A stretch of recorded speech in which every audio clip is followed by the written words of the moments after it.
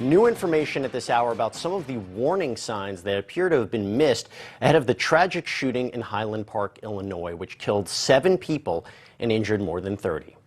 21-year-old Robert Crimo III has been charged in connection with the shooting. Crimo is suspected to have used a rifle similar to an AR-15 to carry out the attack. Authorities say he purchased the weapon in Illinois legally. A Highland Park police spokesperson said Crimo has been cooperative as law enforcement searches for answers in this senseless attack. Now authorities released the names of those who died in the shooting. They are 64-year-old Catherine Goldstein, 35-year-old Irina McCarthy, 37-year-old Kevin McCarthy, 63-year-old Jacqueline Sondheim, 88-year-old Stephen Strauss, all residents of Highland Park, and a 6th victim, 78-year-old Nicholas Toledo Zaragoza of Mexico. There's also a 7th victim who is yet to be identified. At a news conference earlier today, Lake County State's Attorney Eric Reinhart announced first-degree murder charges against Crimo.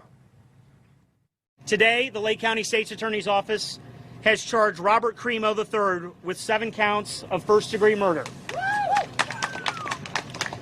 for the killing spree that he has unleashed against our community. These are just the first of many charges that will be filed against Mr. Crimo. I want to emphasize that. There will be more charges. We anticipate dozens of more charges centering around each of the victims. Psychological victims, physical victims, attempt murder charges, aggravated discharge charges, aggravated battery charges. There will be dozens of more charges against Mr. Crimo. But these 7 counts of first-degree murder will lead to a mandatory life sentence should he be convicted, without the possibility of parole. Lake County Police Department spokesperson Chris Cavelli explained how Crimo allegedly plotted the shooting, including how he fled the scene by dressing as a woman. We do believe Crimo pre-planned this attack for several weeks. He brought a high-powered rifle to this parade. He accessed the roof of a business via a fire escape ladder and began opening fire on the innocent Independence Day celebration goers. The rifle was purchased in Illinois, and the information we have thus far is that it appears to have been purchased legally by Crimo. During the attack, Crimo was dressed in women's clothing, and investigators do believe he did this to conceal his facial tattoos and his identity and help him during the escape with the other people who were fleeing the chaos. And those are just some of the shocking details. We're learning tonight that the warning signs were piling up ahead of the attack. NewsNation senior national correspondent Brian Entin joins us with the latest. Brian, it's good to see you. Now, I understand you're getting exclusive new details on who the shooter is and these apparent red flags that were missed, right?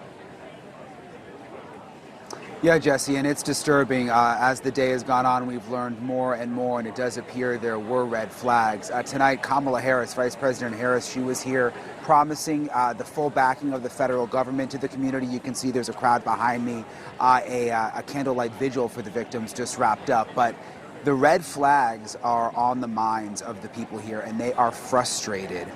We learned from police today that in 2019, they were called to the gunman's home 2 times. The first time was when he attempted suicide, they say. The second time, which is perhaps more disturbing, Jesse, is they say a family member called police and said that the gunman, quote, said that he wanted to kill everyone and that he had an extensive knife collection that he planned to use. Those 2 things alone have people here asking, how was he still able to get so many guns? We've learned, according to police, that he bought at least 5 guns in the last year alone, 2 rifles, a shotgun, and several pistols. People here are questioning, why did the red flag law that's in place in this community not kick in? They're demanding answers, Jesse. Unbelievable, disturbing indeed. Brian Entin, thank you so much. Great reporting as always. You know, all this information about the warning signs poses a difficult quandary for the media. Just how much attention should we be giving the alleged shooter? It's obviously very important to learn his backstory. The information the media and authorities are gathering right now can hopefully one day prevent a similar attack down the road. Yet at the same time, this type of coverage also gives the alleged shooter that exposure that these attackers so often desperately crave. Does all this focus on Robert Crimo increase the chances for a copycat or somehow encourage others who might be plotting these types of attacks? You know what? It's a tough question, and it's one that I'm not really sure has a clear answer. But I would like to get some perspective on that from someone in law enforcement. Joining us now is Mike Verdin, founder and CEO of the Lake Forest Group, a strategic security consulting firm. He's also a former Secret Service agent, police officer, and senior director of security for the NBA. Mike, thanks so much for taking the time to join us tonight. Good evening. So let's start from right there. From a law enforcement perspective, where do you come down on that? How much should the media be reporting on the shooter? On one hand, again, there's valuable information to be obtained about his past, how this happened. But at the same point, are we amplifying his name too much? Is there a danger there? Well, every case you have to treat individually. So let's look at what happened yesterday. He was at large for 8 hours. And they connected him. They recovered the assault rifle from the rooftop. They ran the serial number, and they connected the dots back to him. So now they have his name. Once they have his name, they do the search warrant on the home.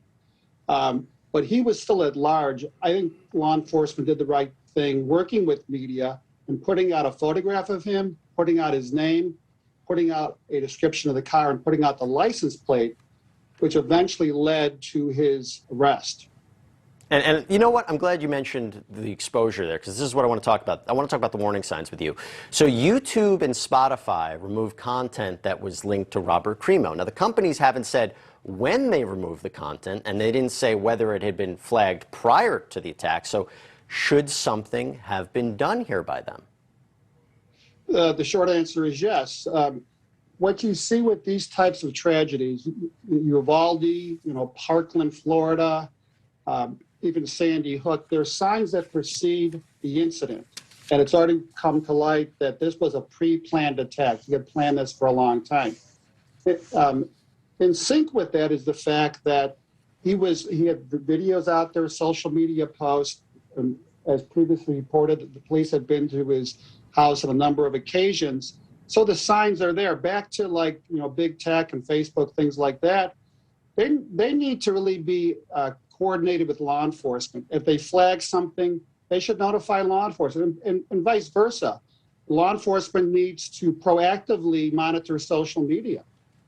Absolutely, especially with what he was posting was pretty vile and grotesque and disturbing. But I have to talk to you about the prior incidents that involve law enforcement, because they were called in the past. They were called about Crimo attempting suicide, and then a family member reported that Crimo threatened to kill his family members, and they removed 16 knives from his home that would seem to be, enormous red flags. And I want to actually put this up on the screen here about how he was actually able to get the weapon, because this is a response from the Illinois State Police. They said in September 2019, ISP, the Illinois State Police, received a clear and present danger report on the subject from the Highland Park Police Department.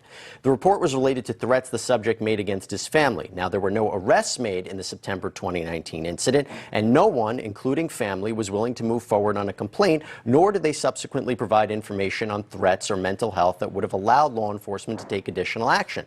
Additionally, no firearms restraining order was filed, nor any order of protection.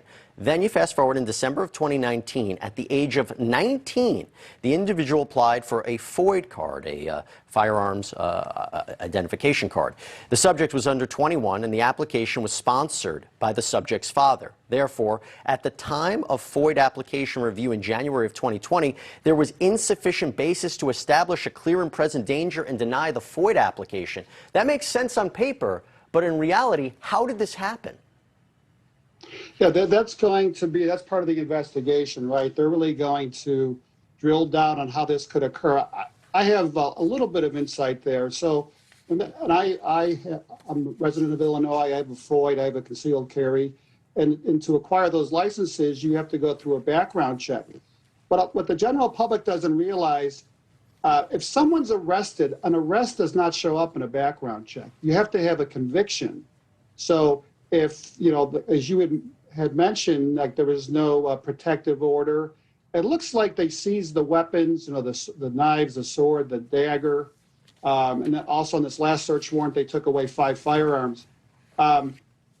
I need to know, like, was he arrested for any of this, or was it just like an asset forfeiture type thing where they take it away from the guy? Right. Because if he doesn't have a conviction record, then it's not going to be flagged in the background check, and then he's going to pass it and get his FOID license. So, Mike, before I sign you off, real quick, 20 seconds. It seems the police response here was much more positive than it was in Uvalde, right? I mean, they caught this guy pretty quickly. Yeah, fortunately, the police were on site because of the parade. They responded immediately to shots fired. By the time they got to where the active shooter was located, he was done shooting, and he was already trying to escape. Well, it's good that they caught him when they did. It's just a tragedy that we're all trying to make sense of as new details come about. Mike Verdin, thank you so much for taking the time. Thank you. Thank you for watching. Go to newsnationnow.com to find NewsNation on your cable provider. And don't forget to click the red subscribe button below to get more of NewsNation's fact-driven, unbiased coverage.